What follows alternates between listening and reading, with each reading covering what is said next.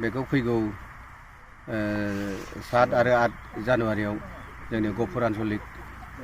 ब्रह्म धर्म आफादनि बोसोरसालिया जथुमा जागोन बेवहाय साननैनि हाबाफारि लादों 7 आरो 8 दा बिनि थाखायनो दिनैनिफ्राय माने प्राय मास मोनसेसो आगोलनिफ्रायनो नैबे खामानिफोरखौ थाम-थिम मावबाय थानाय जादों बेखिनियानो आरो बेवहाय बेसेबांसो मानसिखौ बाहागो लागोन होननानै सानो आरो सुबुंखौ मा खावलायहरनो सानो जोंनि धोरोम बिथिङाव माखासे मानसिफ्रा फैयैखौ नुनो मोनदों बेखौ बेनि सायाव मा बुंनो सानो बेवहायथ' मानसिया मथा मथि जोंनि गहपुर ओनसोलाव बुंनो थाङोब्ला ब्रह्म धर्मनि सुबुङा एसे रोजायैनो दं बेखायनो बेवहाय गोबां मानसि जागोनखौ जोङो आसा खालामो आरो जोंनि दैमालु एरियायाव फ्राय मानसि जाखायो दा नैबे 365 रादाब बुथुमगिरिफोरनि गेजेरजों आरो खावलायबावनो सानदों आरो जाहाथे फैगौ 7 आरो 8 जानुवारि खालि जितु जोंनि ब्रह्म धोरोमनि बोसोरसालिया जथुमा जागोन बेवहाय गहपुर ओनसोलनि रायजो राजाफोरखौ बा जोंनि धोरोमारि रायजो राजाफोरखौ लैहोर लैहोर फैनानै बाहागो लाफैनो थाखाय जोङो नैबे रादाबनि गेजेरजों खावलायहरनाय जाबाय दिनैसिम बेसेबांथि जाखो बे बोसोरा दिनैसिम बोसोरसालिया बे ब्रह्म धर्म बोसोरसालिया जथुमाखौ खुंबै जोंनि गहपुराव 48 बोसोर जाबाय आन्चलिक ब्रह्म धोरोम बोसोरसालिया जथुमा खुंनाया बेवहाय गाहाय आलासि हिसाबै सोरखौ खावलायदों बेवहाय गाहाय आलासि हिसाबै जोंनि सेन्ट्रेल ब्रह्म धर्मनि गाहाय प्रसारक मनरन्जन ब्रह्म बाबाखौ खावलायदों आरो बेजों लोगोसे लाइमोन आफादनि बोसोनगिरि कामाख्या ब्रह्म सारखौ खावलायदों आरो बेनि अनगायैबो जोंनि जायगायाव थानायखौ खावलायदों आरो बेनि अनगायैबो जोंनि जायगायाव थानाय जिथु धर्म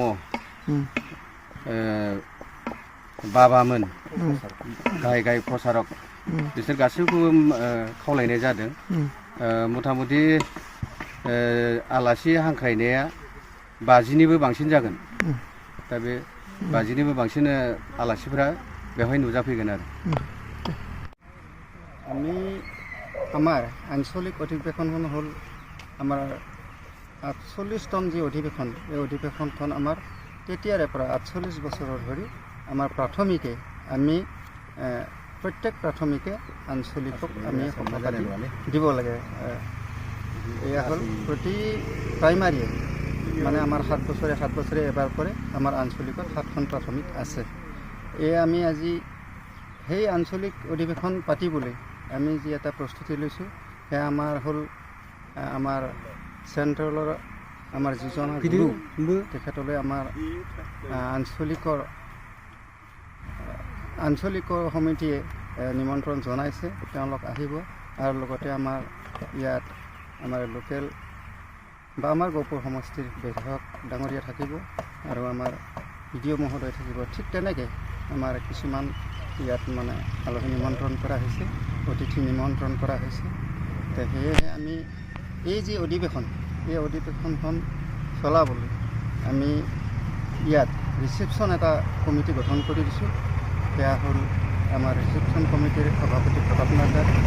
আৰু আৰু সম্পাদক